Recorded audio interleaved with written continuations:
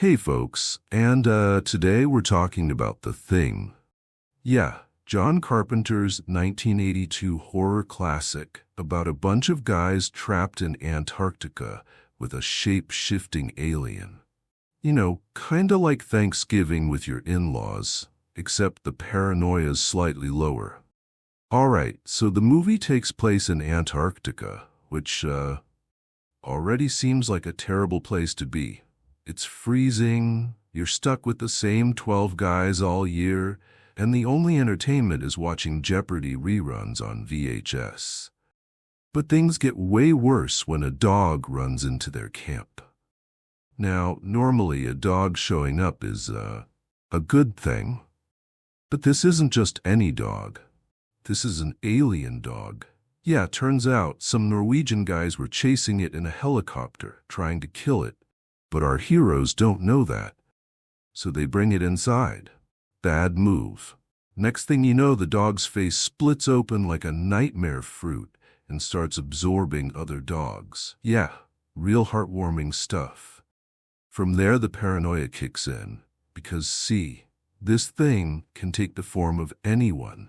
So suddenly, all these guys are looking at each other like, hey, is Dave acting weird, or is he just always like that? And, spoiler alert, Dave is acting weird. Because Dave isn't Dave anymore. So the hero of this movie is R.J. McReady, played by Kurt Russell. Now right away you know this guy is cool because he wears a giant cowboy hat in Antarctica. Yeah, it's minus 40 degrees. And this guy is dressed like he just wandered out of a saloon. He spends most of the movie drinking whiskey, staring suspiciously at people, and occasionally torching them with a flamethrower. And somehow, that makes him the most reasonable person there. And let's be honest, Kurt Russell is one of those guys who just looks like he could handle an alien invasion. Like, if you saw him at a bar and he told you he once fought a shape-shifting monster, you'd believe him. Hell, you'd probably buy him a drink for it. Alright, let's talk about this thing. Literally. The special effects in this movie? Insane. Like, I don't know what kind of sick, twisted genius designed this monster, but, that guy needs to be on a watch list. Rob Bottin special effects. Folks, this is practical effects at its absolute peak.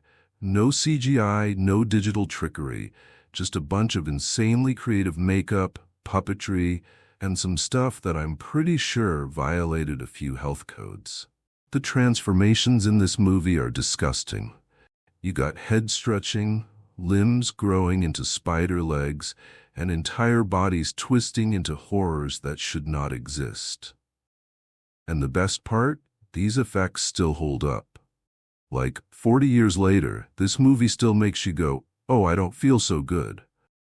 Meanwhile, CGI from 2010 already looks like a PlayStation 2 cutscene. Ain't that something? Every time the thing reveals itself, it looks worse than the last time. You got heads splitting open, spider legs popping out of places spider legs should not be, and one scene where a guy's stomach just bites someone's hands off. Yeah, you heard me. His stomach bites someone's hands off. Oh, and then there's the head spider. Yeah, at one point, a guy's head just falls off, grows spider legs, and starts scuttling around like it's got places to be. And the best part? One of the guys just looks at it and goes,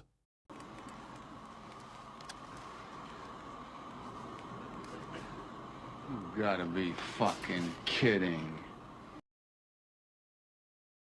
and I gotta say, that is the most realistic reaction in horror movie history. One of the best scenes in the movie is when MacReady decides, all right, enough of this. We're doing a science experiment. So he lines everyone up, takes their blood, and burns it with a hot wire. Why? Because this monster is so messed up that even its blood is alive. So if you stab it with fire, it reacts. It's kinda like trying to check if your buddy's drunk by handing him a breathalyzer, except if he fails, you have to set him on fire. And when they finally find out who's infected, oh man, it goes nuts. The guy's head explodes into a giant mouth, his arms start flailing, and then, they flamethrower him into oblivion. Real scientific method at work here. Now, if you're looking for a nice, satisfying ending, well, buddy, you're in the wrong place. After almost everyone is dead, Macready blows up the whole station because, hey, if you don't know who's a monster, might as well kill everyone just in case.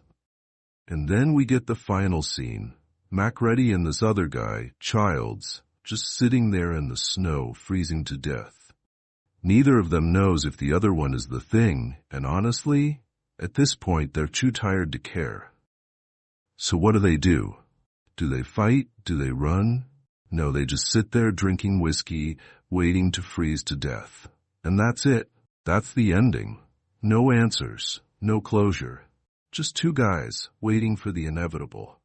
And folks, I gotta say, what a way to go out. Alright, so the thing, is it good? It's great. This movie is pure paranoia. The atmosphere, perfect. The effects, terrifying. And Kurt Russell has a beard that could win an Oscar. It's one of the best horror movies ever made, and it's also one of the smartest. I mean, usually in horror movies, people act like idiots. But here, these guys actually try to figure stuff out. They don't just stand around screaming, they start running scientific tests. Well, scientific in the sense that the final step is burning people alive, but still, they're trying. And the monster?